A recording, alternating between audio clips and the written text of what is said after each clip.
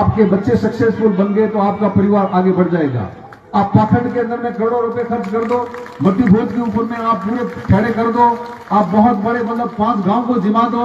आप गरीब हो गए, आपके ऊपर में कर्जा चढ़ गया, आपकी जमीन बिक जाएगी, आपको कोई पंचायती के अंदर में सेंटर में बुलाने वाला नहीं है और आपको ये खरी खोटी कराने वाला कोई आदमी भी नहीं है जो आपको ये कह सके कि ये फालतू के खर्चे मत करो और इसका पैसा बचा करके अपने बच्चों की शिक्षा के अंदर में लगाओ। हम जब बच्चों की शिक्षा की बात करते हैं तो हमारे पास पैसा नहीं होता है, कहते हैं कि सर टाबोन हेयर में कटू पड़ाओ खर्चो बढ़ो हुए, और उसी परिवार के अंदर में किसी की मौत हो जाती है तो 5 लाख रुपए 7 लाख रुपए आप खर्चा कर देते हो, फिर वो पैसा कहां से आता आपके पास में? उन 5-7 लाख रुपए से तो आपने बच्चे को कंपटीशन करवा करके आप पता नहीं कहां पर पहुंचा दोगे। इसी प्रकार आज कंपटीशन का जमाना है, आज जमाना ज्ञान युग है। इस ज्ञान युग के अंदर में जो ज्ञान प्राप्त कर लेगा वो शक्तिशाली आदमी बन जाएगा। एक हमारे जो संविधान निर्माता थे डॉक्टर भीमराव अंबेडकर ने कहा था शिक्षा शेरनी का दूध है, जो पिएगा वो शेर बन जाएगा। आज के जमाने के अंदर में जिस परिवार ने शिक्षा रूपी दूध पी लिया है उस परिवार के अंदर में शेर निकलने शुरू हो जाएंगे। यदि आप असली अपने परिवारों से शेर निकालना चाहते हो तो आपके परिवारों को शिक्षा रूपी दूध पिलाना पड़ेगा। यदि आप शिक्षा रूपी दूध नहीं पिला सकते हो, अपने परिवार को अमल का दूध पिला रहे हो, तो आपके परिवारों से अमलदार निकलेंगे, शिक्षा शेर नहीं निकलेंगे। आप अपने परिवारों को यदि दूसरे प्रकार के पाखंड के अंदर में मिला रहे हो तो आपको पाखंडी पैदा होंगे परिवार के अंदर में, आप कहीं वैज्ञानिक पैदा होने की मत सोच लेना। हम यहाँ से रामदेवरा पता नहीं कहां की पैदल यात्राएं कर देते हैं और बाद में छाड़े पड़ करके और 3 दिन आकर के पड़ जाते हैं, काम नहीं करते हैं। मैं कहता हूं कि अपने बच्चों को IIT की विजिट करवाओ,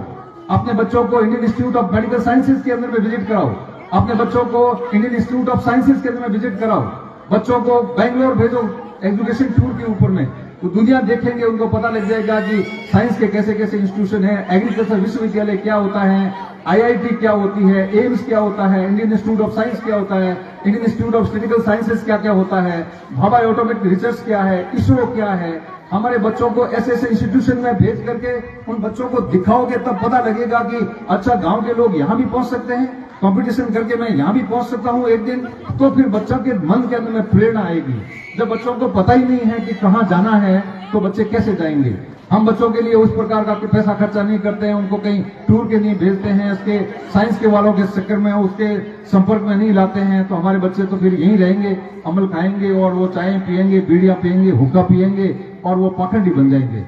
यदि आपको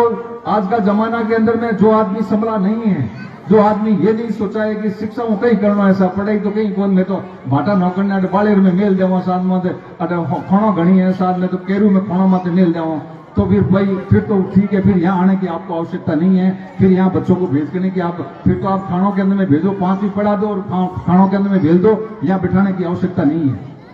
यदि आप चाहते हो कि वास्तव में आपका विकास हो तो शिक्षा रूपी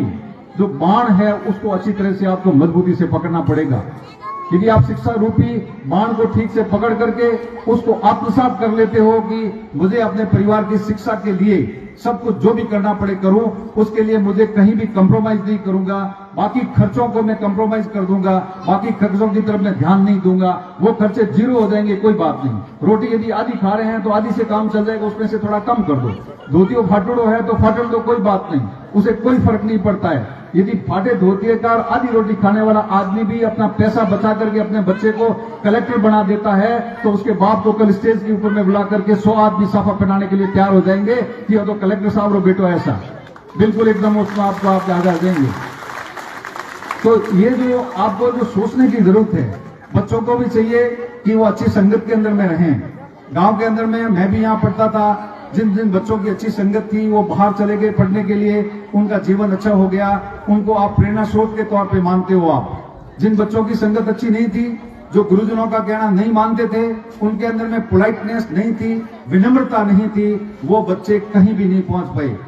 बच्चों को समझ में आने की आवश्यकता है कि विद्या ददाति विनयम, विद्या ददाति विनयम। बच्चों में मेरे साथ रिपीट करेंगे सभी, विद्या ददाति विनयम, ये क्रक्स है आपके जीवन का।